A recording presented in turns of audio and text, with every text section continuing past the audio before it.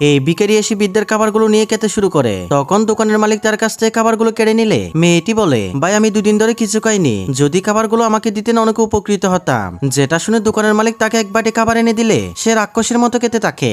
এরপর দোকানের মালিক বলে, আচ্ছা তুমি খাবার চুরি করছিলে কেন? তখন মেয়েটি বলে, আমার মা বাবা দুজনে গাড়ি অ্যাক্সিডেন্টে মারা যায়, এরপর থেকে আমি মামার বাসায় থাকি, তারা আমার উপর অমানবিক নির্যাতন করে আমাকে বাসা থেকে বের করে দিয়েছে, তাই নিরুপায় হয়ে এসব কাজ করতে হচ্ছে।